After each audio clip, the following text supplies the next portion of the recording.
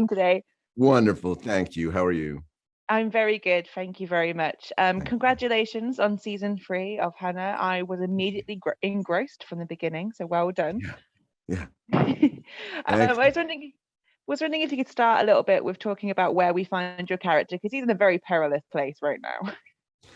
Well, for us, we had at least a year off between the last series and this one, and yet the story takes place about 2 days later. So that in itself is really intriguing, that it just jumps right to where you left off from last season. So that's pretty exciting to see. Suddenly, Carmichael in my storyline is being basically used against himself to take his own the institution he created to take it down. So it's a great jumping off point for Carmichael, who's now kind of being told what to do by Marisaa Viegler and Hannah, and I'm the source of their data to expose and break down Utrax. So it's pretty intriguing place to start, and then from there it just twists and turns and goes full-blown action. So it's a great ride this year. Absolutely. And you play him so well, because there's just so much, like, he keeps his calm and composure, but there's so, you can just tell that he's just kind of like screaming inside.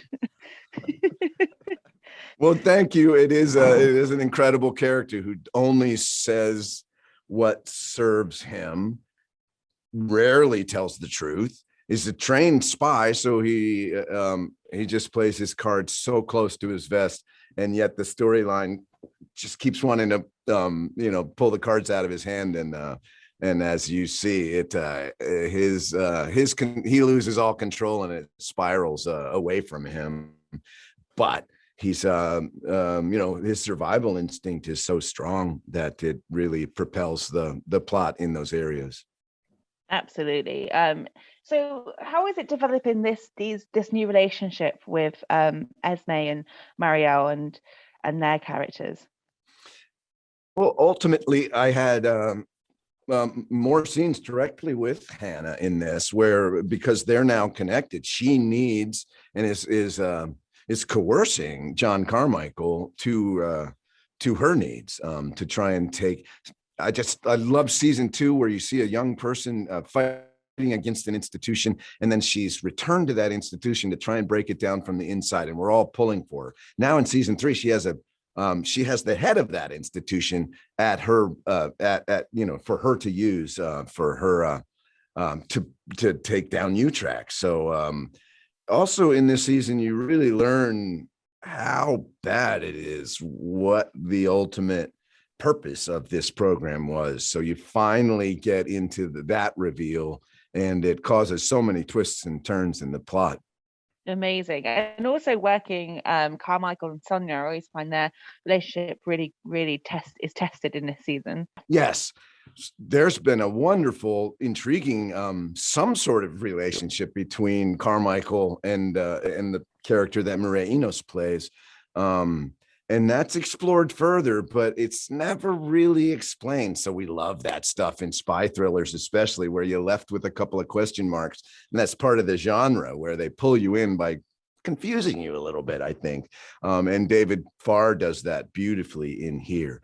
The broad stroke is that Marisaa Viegler and Hannah are working together using Carmichael to destroy this program. So turns out it's not quite that simple. Carmichael maybe gets away from him a little bit, and then it's kind of a chase down, and really ultimately for Carmichael, it's just a matter of him lying his way out of it and trying to survive. So it gets pretty sticky there. I really love that he's become a bit of a more of a Weasley character who's just out for himself. Yeah, yes, it does become all, for Carmichael, it becomes all about Carmichael for sure. And that's within these relationships. So it really it runs on a couple of tracks at the same time, which is also what we love about thrillers like this. Yeah, absolutely. And you've got another new relationship as Ray Liotta comes in as another big bad that just like kind of shakes up everything. How is it welcoming him on board to the Hannah team? Well, for me, it was wonderful. Of course, you can only imagine that I've admired him through my whole career And then to wind up on a set with him was really a high point. He's a wonderful guy and a really threatening character in here, as we learn that he is really what I learned is that Carmichael is not the top dog in control of this program. In season 3, it's revealed to the actor too that, oh, I guess I'm just middle management after all. So that's the way it goes. And so really what Hannah 3 does is it zooms out and it zooms out. So you realize, and finally you learn how deeply disturbing the purpose of that program is. Yeah, absolutely. Well, I want to dive in a bit more, but obviously don't want to give anything away, because with most spy thrillers, it's more interesting to go along with it.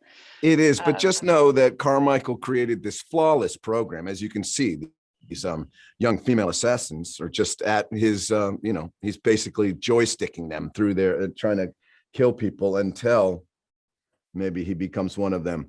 So you invent something that's so good that it takes out the inventor. Oh, that's amazing. Well, It's been fantastic to talk to you today, and I can't wait for people to see this and see the kind of ride that Carmichael goes on. Yes, indeed. Thank you. Thank you. Take care. Enjoy the rest of your day. You too. Thanks so much. Thank you. Bye. Bye. Ladies and gentlemen, you're watching Hey You Guys.